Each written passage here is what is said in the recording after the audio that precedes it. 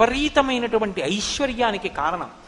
క్రమంగా శివభక్తిలో కుదురుకొని నియమంగా శివాభిషేకం చేయడం అలవాటైందనుకోండి, వాడి ఐశ్వర్యానికి అసలు ఏ విధమైనటువంటి హద్దు ఉండదు. అసలు ఐశ్వర్యం అన్న మాటకు అర్థం ఏంటో తెలుసా? తృప్తి. తృప్తిని మించిన ఐశ్వర్యం లేదు.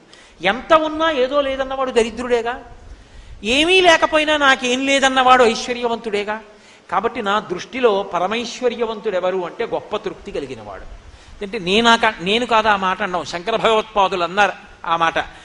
కౌపీనవంత కలుభాగ్యవంత అన్నారు. గోచీ పెట్టుకున్న వాడి కన్నా ఐశ్వర్యవంతుడు లోకంలో ఎవడు అన్నారు. ఎందుకని అంటే అన్నీ వదిలేసిన వాడు సర్వసంగ పరిత్యాగి నాకేం కావాలని చెప్పి అంతటా బ్రహ్మాన్ని చూసి పొంగిపోతూ ఓ గోచీ పెట్టుకు తిరుగుతుంటాడు రమణ మహర్షిలా. యోగరతో వా భోగరతో వా సంగరతో వా సంగవిహీన యస్య బ్రహ్మణి రమతే చిత్తం నందతి నందతి నందత్యేవ. అన్నీ ఉన్నా నాకేదో లేదని ఏడిచేవాడు దరిద్రుడు. ఏమీ లేకపోయినా గోచీ పెట్టుకుని నాకేం లేదని అంతటా బ్రహ్మాన్ని చూసి పొంగిపోయేవాడు ఐశ్వర్యవంతుడు. అది ఇవ్వగలిగిన వాడు పరమశివుడు. కాబట్టి ఆషాదశమి ఇంకసలు ఆ మాట అన్వయం చేయడం సాధ్యం కాదు, అంత పెద్ద ఎత్తున అనుగ్రహించగలదు.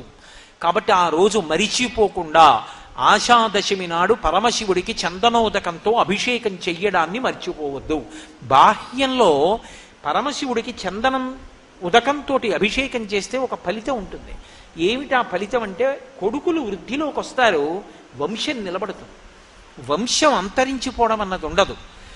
చందనోదకంతో నియమంగా అభిషేకం చేసేటటువంటి వాళ్ళ వంశం ఆచంద్రతారార్కం వర్ధిల్లుతుంది. 2 కొడుకులు వృద్ధిలోకి వస్తారు సంతోషంగా. ఆషాదశమి నాడు చేసేటటువంటి అభిషేకం, అందున ప్రత్యేకించి చందనోదకంతో చేసే అభిషేకం, పరమశివలింగాన్ని చందనంతో అలంకారం చేయడం చాలా విశేషమైనటువంటి ఈశ్వర కృపకి పాత్రులు కావడానికి కారణములవుతాయి. కాబట్టి శ్రావణమాస శుక్లపక్షంలో వచ్చేటటువంటి ఆషాదశమి తిథిని అందరూ కూడా సక్రమంగా వినియోగం చేసుకుని ఆయన యొక్క అనుగ్రహాన్ని పరిపూర్ణంగా పొంది అన్ని విధాలా జీవితంలో వృద్ధిలోకి రావడానికి దాన్ని హేతువుగా మలుచుకోగలిగినటువంటి ప్రజ్ఞని అంకురింపచేసుకోగలగాలి. ఇక శ్రావణ పౌర్ణమి. శ్రావణ పౌర్ణమికి జంఝాల పౌర్ణమి అని, రాఖీ పండగ అని, రక్షాబంధనమని, ఉపాకర్మ ప్రారంభమయ్యే రోజని అనేకమైనటువంటి విశేషాలు. శ్రావణ పౌర్ణమి వచ్చింది అంటే శ్రావణ పౌర్ణమికి జంఝాల పౌర్ణమి అని పేరు. జంధ్యము అన్న మాటకు అర్థం యజ్ఞోపవీతం.